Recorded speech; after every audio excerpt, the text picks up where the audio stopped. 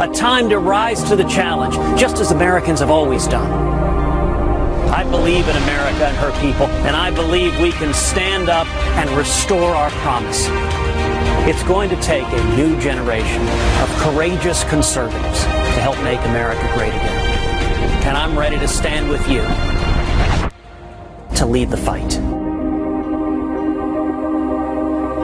That senator turned 2016 presidential candidate Ted Cruz announcing on Twitter overnight that, in fact, he will run for the Republican presidential nomination. Welcome into America's Forum on what will prove to be a very busy Monday. Senator Cruz scheduled to speak at 10 o'clock Eastern this morning, formally launching his bid during a speech at Liberty University, Lynchburg, Virginia, choosing to begin his presidential campaign at the Christian college founded by Reverend Jerry Falwell, instead of starting in his home state of Texas. The senator says his goal is to raise $50 to $60 million for what's expected to be a hotly contested race for the presidency.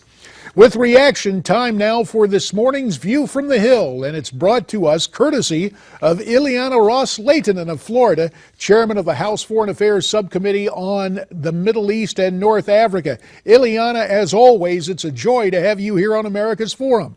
Well, JD, thank you so much. Pretty soon I'll be making the milk run that you know so well, trekking from in my home area of Miami to D.C. You made it quite often from Arizona up to D.C., so you know what this is all about. And now we have a friend from Texas making it official. Your reaction to Senator Cruz jumping in the presidential race?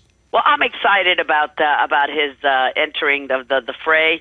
I've enjoyed working with Ted on a number of issues, mostly on foreign affairs, where like minds when it comes to punishing the Castro regime, helping the people of Cuba, punishing the Ayatollahs for their nuclear program, and helping the people of Iran, and making sure that we know the difference between our adversaries and our allies, and treating Israel like the ally that it is, instead of the adversary that President Obama thinks of Israel as being. On domestic issues, we usually differ, but national security is very important to me, so I congratulate Ted for this announcement. And the fact that he's picked this particular college in this particular area says that he's really staking out the conservative ground. He's telling our base, our Republican conservative base, I'm your candidate.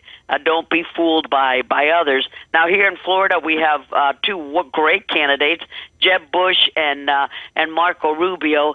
And I think that they're staking different parts of our Republican Party. I think it's great because people see that we're not a one-size-fits-all party. The Democrats like to boast and brag incorrectly that they have this great diversity of thought, etc.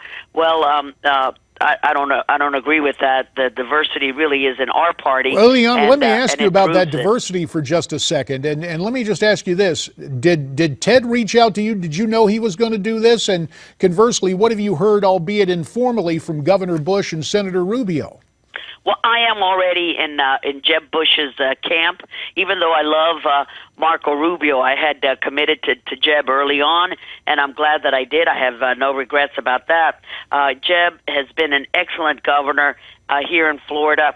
So we've gotten a chance, my family and I, to have known and worked with Jeb for a number of years, and have known his family. So I'm very close to the Bush folks and know how they operate and the principal leaders.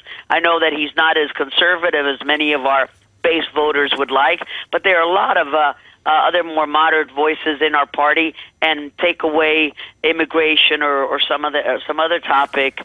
Jeb is a pretty conservative guy. So speaking of immigration, Ileana, on the topic of immigration, former Republican nominee Mitt Romney spoke to Katie Couric past Thursday, detailing what he believed to be the biggest mistakes of his run in 2012.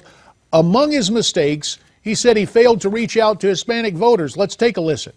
Oh, I think we have a real difficulty in the party, and myself included, communicating to Hispanic voters and minority voters generally why it is that conservative principles are better for them and their families than those that are being promoted by the liberals, by the Democrats.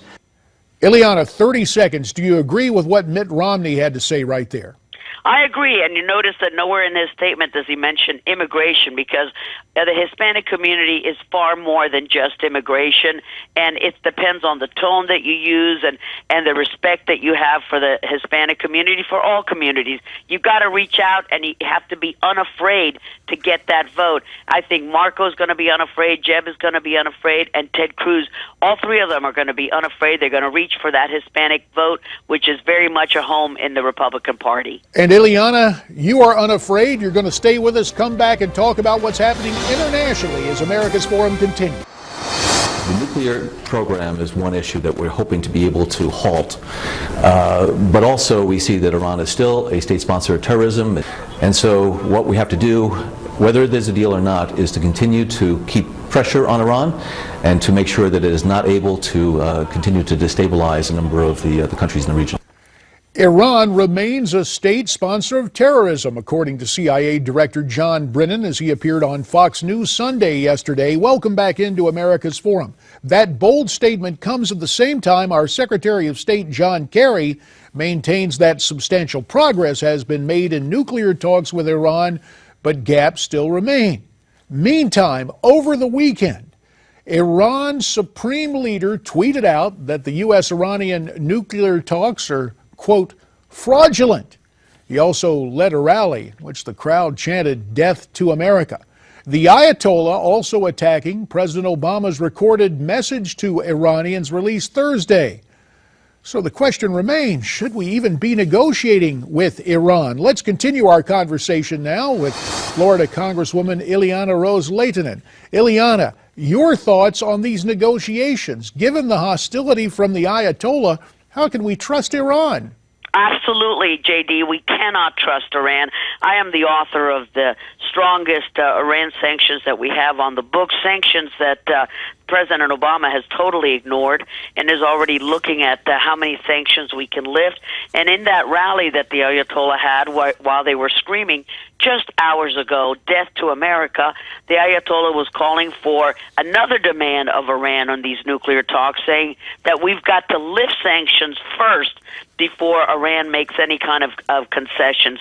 And it's interesting that we have that soundbite about Iran still being a state sponsor of terrorism, because this is an administration that seems to forget, and at least many agencies forget, that Iran is the premier state sponsor of terrorism. In fact, in our Foreign Affairs Committee, we had Tony Blinken testify last week, just a few days ago. He's the Deputy National Security Advisor. And we asked him, is Iran the foremost state sponsor of terrorism? And he said it's one of the state sponsors of terrorism, as if there really was another country that was vying for that top slot. This is an administration that doesn't know an adversary from an ally, and I see a lot of parallels between the way that this administration has handled the Cuba negotiations with what it's trying to do with Iran. Just like the Cuba negotiations with Castro, they're done in secret. We don't know what's going on. We don't know what is part of the deal. We don't know how many concessions we've made, but we know we've gotten no concessions out of Castro, because there have been 1,000 arrests since the December 17th announcement of Obama about normalizing relations with Cuba. The same with Iran. In secret, they're supposed to be finalized within a matter of hours. We don't know what's in them, but we know this weekend, once again, the Ayatollah, the supreme leader, calling for lifting of all sanctions before any concessions are made by Iran. And in fact, part of the deal will be that Iran will be able to keep 6,000 centrifuges. JG, just one more last note on that. Who would have ever thought that the United Nations would have tougher sanctions and tougher rules on Iran than the United States of America? But that is where we stand right now. The U.S.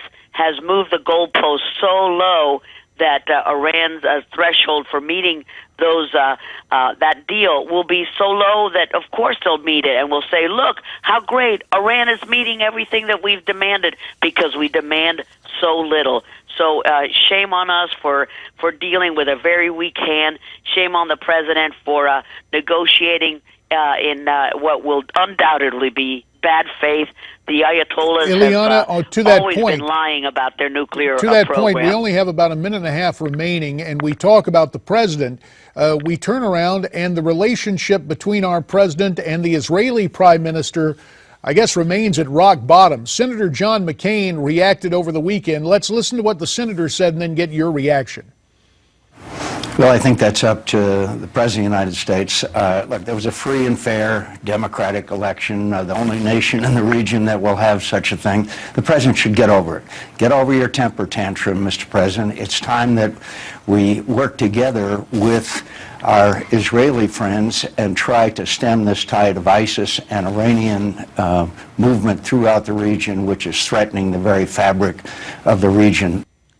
Well, the question is it a temper tantrum, Ileana, being thrown by the president? 45 seconds. I love John McCain, but that is exactly, he stole my line. That's exactly what I told Tony Blinken and the other witnesses that we had in our committee. I said, stop with this temper tantrum. And then my colleague from Virginia, Jerry Connolly, said, oh, I've got to stand up for our president. He's been, it's terrible and disrespectful to say that he's had a temper tantrum with Netanyahu. And that's exactly what's been going on.